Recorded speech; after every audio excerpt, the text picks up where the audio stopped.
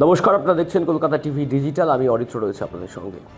প্রধানমন্ত্রী নরেন্দ্র মোদীর ব্রিগেডের সভায় এসেছিলেন, তারপর ভুল ট্রেনে করে কোথায় চলে গেলেন আর বেধড়ক মারধর খেলেন তিনি।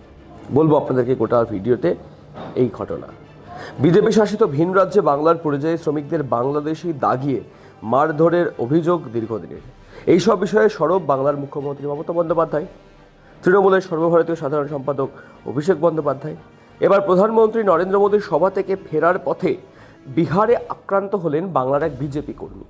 ছেড়ে ধরা সন্দেহে তাকে গণপিটুনি দেওয়া হলো। কোনো মতে প্রাণে বেঁচে বাড়ি ফিরে এসেছেন ওই ব্যক্তি। সারা গায়ে কাটাছেঁড়া, কালশিটে দাগ নিয়ে দুঃস্বপ্নে আতঙ্কে রয়েছেন তিনি। জানা গিয়েছে কলকাতা থেকে ফেরার পথে ভুল ট্রেনে চড়ে তিনি বিহারে চলে গিয়েছিলেন। আক্রান্ত ওই বিজেপি কর্মীর নাম সোমনাথ বর্মন। তিনি উত্তরবঙ্গের আলিপুর দুয়ারের কুমার গ্রামের ভলকা 12 2 নম্বর গ্রাম পঞ্চায়েতের বারুইপাড়া এলাকার বাসিন্দা। জানা যাচ্ছে গত শনিবার প্রধানমন্ত্রী নরেন্দ্র মোদীর সভা ছিল কলকাতার ব্রিগেডে। উত্তরবঙ্গ থেকে পেশায় দিনমজুর সোমনাথ বর্মন মোদীর সভায় গেছিলেন।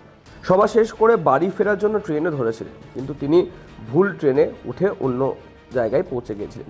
পরে বিষয়টি বুঝতে পেরে বিহারের কিষানগঞ্জ স্টেশনে নেমে পড়েছিলেন, আর তারপরে ঘটে এই দুঃসহ ঘটনা।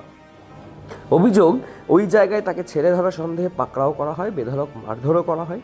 শেষ পর্যন্ত পুলিশ তাকে উদ্ধার করে প্রাথমিক চিকিৎসার ব্যবস্থা করে 3 দিন পুলিশ হেফাজতে ছিলেন।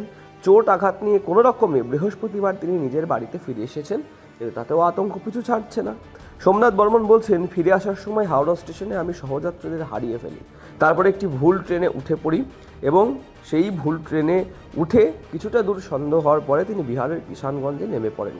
সেখানেই ছেড়ে ধরা সন্দেহে আমাকে মারধর করা হয়। পুলিশ উদ্ধার করায় প্রাণে বেঁচে যায়। পুলিশ হেফাজতেই ছিলাম 3 দিন। পরে পুলিশরাই একটি ট্রেনে তুলে দিলে আমি বাড়ি পৌঁছতে পেরেছি। আমি এখনও অসুস্থ। তিনি আরও বলছেন, স্থানীয় এক বিজেপি নেতা চিকিৎসার জন্য 1500 টাকাও দিয়েছেন। কিন্তু বাংলার বিজেপি কর্মী গেরুয়া শাসিত রাজ্যে এভাবে ছেড়ে ধরা সন্দেহে গণপিটুনির শিকার হলেন কিভাবে? প্রবল মারধরে তার তো মৃত্যুও হতে পারত। ঘটনার পর কী পদক্ষেপ নিয়েছে বিহার পুলিশ? অভিযুক্তদের কি গ্রেপ্তার করা হয়েছে? সেসব নিয়ে উঠছে প্রশ্ন। এদিকে ঘটনা জানাজানি হতেই ফের ভিন রাজ্যে বাঙালি হেনস্থানে সরব হয়েছেন স্থানীয় তৃণমূল কংগ্রেস নেতৃত্ব। বিজেপিকেও খোঁচা দেওয়া হয়েছে, যদিও এই ঘটনা নিয়ে স্থানীয় বিজেপি নেতৃত্ব মুখে কুলু পেটেছেন বলেই খবর।